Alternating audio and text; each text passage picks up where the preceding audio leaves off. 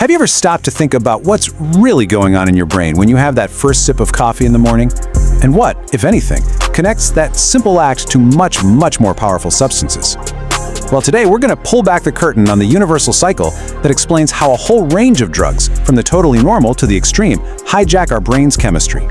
So, let's just start with this question. What could your morning coffee and heroin possibly have in common?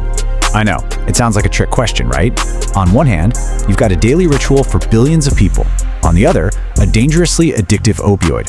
They seem like they're from different planets, but deep down, in the way they mess with our brains, they actually share a fundamental secret. And that secret is this.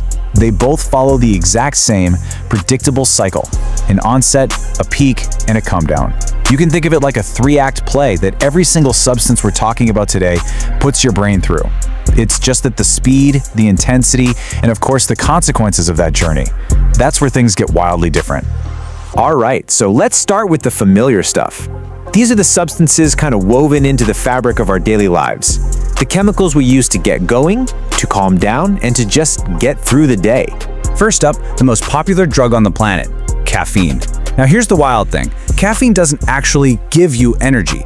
All it does is block the little chemical messenger in your brain, adenosine, that's supposed to tell you you're getting tired. So during that onset, you just feel sharper because your brain is being tricked. That leads to the peak, usually within half an hour, where you feel focused, you feel motivated, that classic confidence in a cup. Of course, the come down is just all that tiredness it was hiding finally breaking through the dam. Next up is nicotine, and this is where that cycle becomes incredibly fast and honestly pretty deceptive. See, within seconds of a puff, you get a little dopamine hit that feels like relief, but it vanishes just as quickly, and what's left behind is tension and restlessness. So here's the trap. That next puff you take isn't really for pleasure. It's to stop the uncomfortable withdrawal symptoms that the last one created. It's a vicious little loop. And then we have alcohol. Now, alcohol's a depressant, which is just a fancy way of saying it slows your brain down.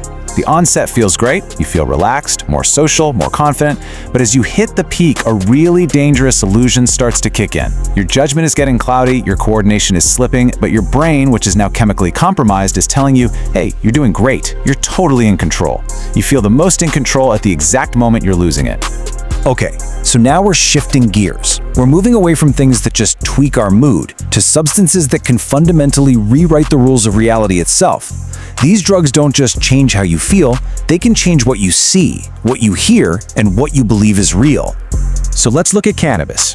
The active compound THC plugs into this special system in our brain that helps regulate our perception. That's why the onset can feel like time is slowing down, or colors seem brighter. The peak can be this amazing wave of creativity and calm, but it's a real fine line. For some people, where with a higher dose, that same peak can easily slide into confusion, anxiety, and even paranoia. I love this quote because it just perfectly nails the experience of psilocybin, magic mushrooms. Unlike a lot of other drugs that give you a specific feeling, mushrooms are more like an amplifier. They just take whatever is already going on inside your head, your thoughts, your fears, your hopes, and turn the volume way, way up. The peak isn't about what the drug does to you, it's about what it reveals in you. LSD, well, it takes that idea and pushes it even further.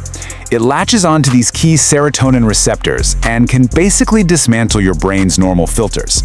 At its peak, this can cause a really profound experience where the boundary of your own self, that little voice that says, I am me, can just dissolve.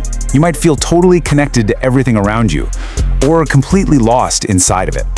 All right, we're now moving into a group of substances where that universal cycle becomes much, much faster, much more intense, and carries way bigger risks. With these, the peaks are incredibly high, but the come-downs are just devastatingly low. Let's talk about cocaine.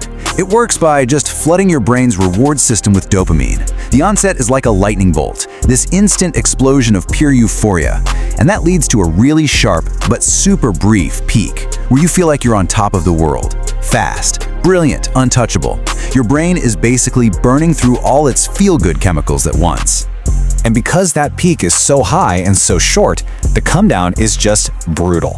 It doesn't gently fade out, it literally slams in. All that dopamine is gone, your brain and chemistry crashes, and all that's left is this huge void filled with anxiety, paranoia, and this bone-deep exhaustion, which, of course, creates a powerful craving to get right back to that peak. Methamphetamine is kind of like cocaine's more destructive older brother. It doesn't just block dopamine from being recycled, it forces your brain cells to dump every last drop they have. This creates a peak of energy and euphoria that is unbelievably intense and can last for hours. But that energy isn't coming from nowhere. You're quite literally stealing it from your future self, leaving your brain and body completely bankrupt for days. Now, opioids, like heroin, they are a completely different kind of high. The peak isn't about energy or feeling like a superhero. It's about absence. The absence of pain, the absence of worry, the absence of, well, everything. It's this deep, warm, passive comfort. This quote says it all. It really is like sinking into the world's softest blanket. But the flip side, the opioid come down is just horrifying. It's not just a bad mood, it's a full-body physical agony. Your body, which had been totally numb, rebounds with overwhelming pain. Every nerve ending feels like it's on fire. The withdrawal is so physically and mentally brutal that it actually rewires your survival instincts, tricking your brain into believing that you need the drug just as much as you need to breathe. So this is the trap, right here, broken down. You can see how it works. It all starts with that temporary high, but that high inevitably leads to a chemical crash, a really intense low. The craving that comes next isn't just about chasing pleasure anymore. It's about desperately trying to escape the pain of the low. And if you repeat that cycle enough times, the brain physically changes. It rewires itself to treat the drug not as a want, but as a core survival need. So after looking at all these different cycles, from the gentle buzz of a cup of coffee to the violent swings of these harder drugs, what's the big lesson here? What's the ultimate price our brains end up paying for all these experiences? Honestly, the main takeaway of this entire explainer boils down to this one simple truth. Every single one of these highs, whether it's feeling focused or euphoric or just escaped, is a chemical loan. You're borrowing happiness or calm or energy from your future self to feel good right now. And the come down, the crash, the hangover, the withdrawal, that's just your brain paying that loan back, often with some pretty nasty interest. You know, this whole cycle of borrowing and paying back, it isn't just about chemistry.